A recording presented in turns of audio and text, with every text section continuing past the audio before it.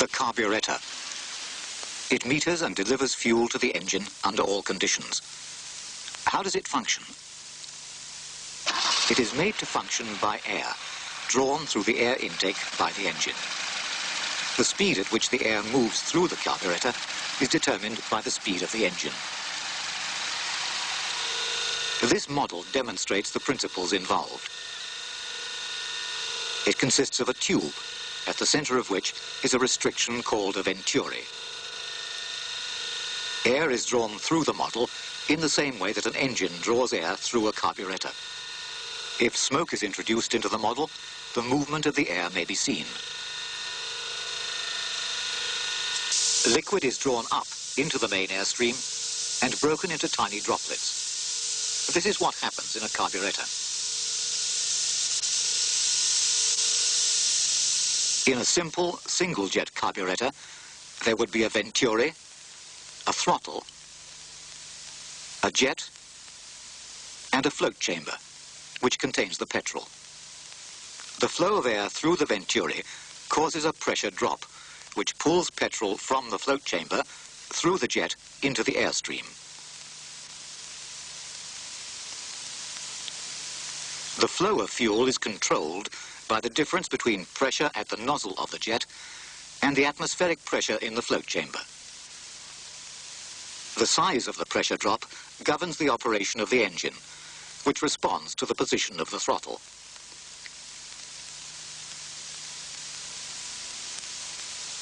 Such a carburetor is only the beginning. It does not meet the needs of the modern motor car. It was good enough for a car like this.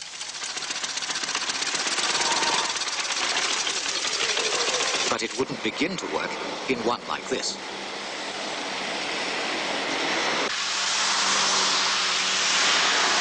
Developments of the petrol engine have produced efficient and sophisticated carburetors to meet the demands of modern motoring. The job is to deliver the right mixture of fuel and air to the engine under all conditions. And to keep the mixture in the correct proportions, more air has to be introduced.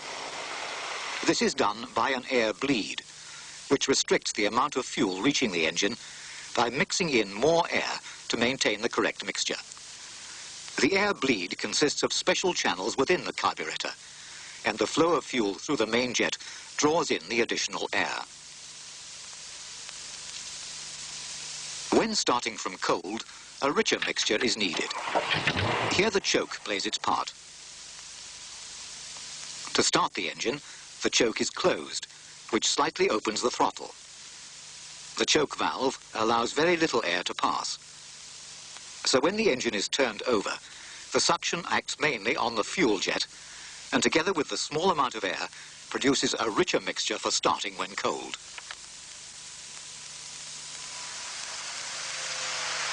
At normal idling speed, the airflow is not strong enough to pull sufficient fuel into the venturi to keep the engine running. To do this, a small amount of petrol is injected into the side of the throttle nearest the engine. This is the idling jet. Petrol is delivered from the float chamber, air is drawn from the upper part of the venturi, and sufficient mixture is provided for the engine to idle.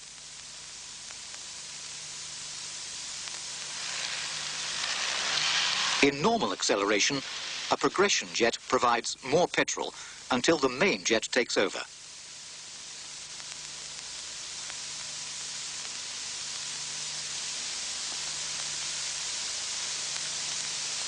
Sudden throttle opening provides more air, but weakens the mixture. There is a lag whilst extra fuel is drawn into the venturi to meet the new conditions. And the accelerator pump, by injecting a quantity of fuel into the airstream, restores the mixture strength, and sharp acceleration can take place. Essential in conditions like these. There is another type of carburetor.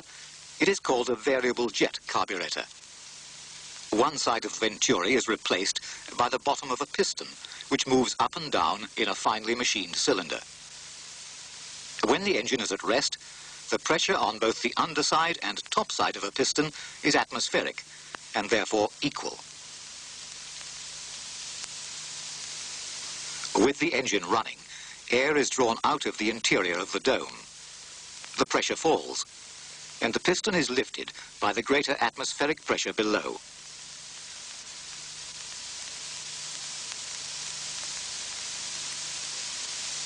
When the engine stops, the air flows back again, and the piston falls. Air pulls droplets of petrol into the venturi, and to regulate the flow, a graduated needle is held by the piston in the jet. As the throttle opens, air is drawn through the carburetor, the piston rises, and the fuel that is needed is pulled into the airstream.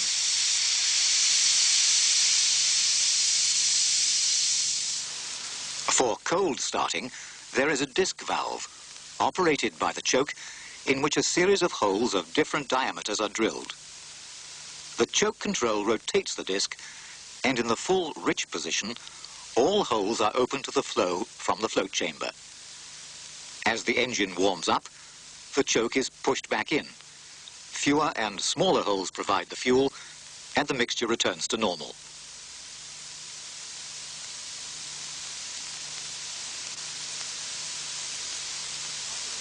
The carburetors we have described are only two of many kinds.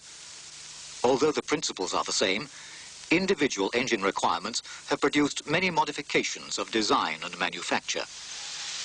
In higher performance motor cars, maximum power is obtained by drawing in as much mixture into the cylinders as possible.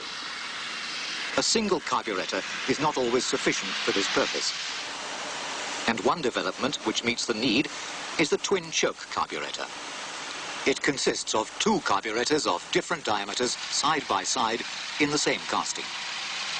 At lower revolutions, the needs of the engine are met by the smaller carburetor. At higher revolutions, the larger diameter carburetor comes into operation, greatly increasing the flow of mixture into the engine and improving its performance. The task is always the same. It is simply to deliver the right mixture of fuel and air to the engine at precisely the right moment.